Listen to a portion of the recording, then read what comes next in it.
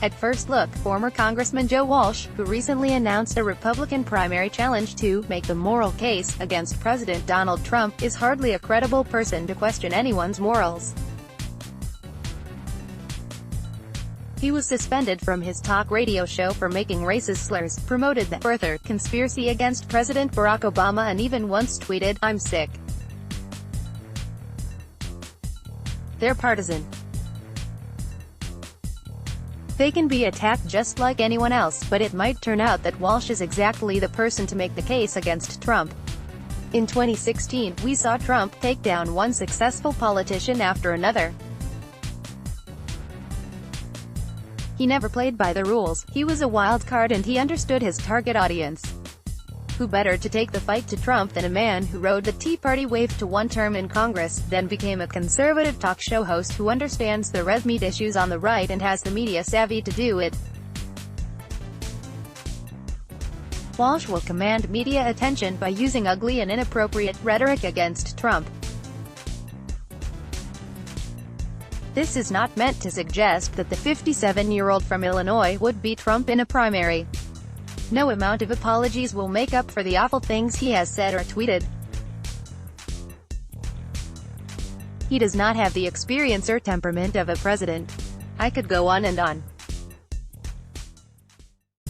But Walsh's candidacy should not be viewed through the lens of winning a primary, it should be looked at as a way of defeating Trump in November 2020. There's history to consider. Ted Kennedy didn't win the Democratic nomination in 1980, nor did Pat Buchanan in 1992, but their candidacies against sitting presidents exposed weaknesses that led to general election losses. And by challenging Trump from the right, Walsh belongs in that category far more than Trump's other declared GOP primary foe, former Massachusetts Gov. Bill Weld, who was on the Libertarian ticket in 2016 and has been a non-factor so far this cycle. Walsh will command media attention by using ugly and inappropriate rhetoric against Trump. In fact, Walsh said, "I am going to pound him every day." For starters, that's meant calling the president cruel, bigoted, and a narcissist. This is sure to get under the president's skin. To date, Trump has shown he has zero impulse control. Eventually, he will blow his top and go after Walsh.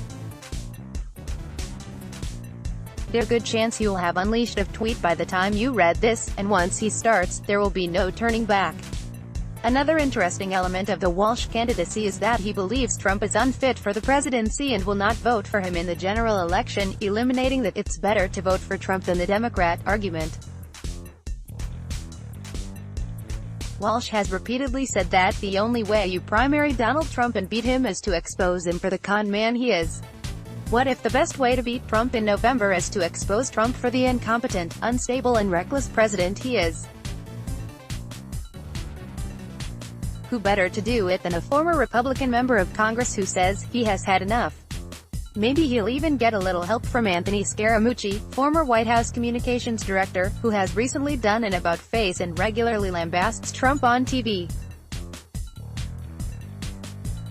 I'm sure he'll be happy to run a super PAC for Walsh. Should Walsh get just a little bit of traction with Republican primary voters, combined with a recession or other world events, it could erode Trump's poll numbers to the point that it sparks a real draft flake or draft Kasich campaign ahead of the GOP convention, as Republicans fear a November wipeout.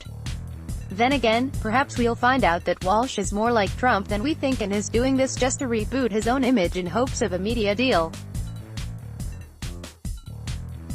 Let's block ads. Why?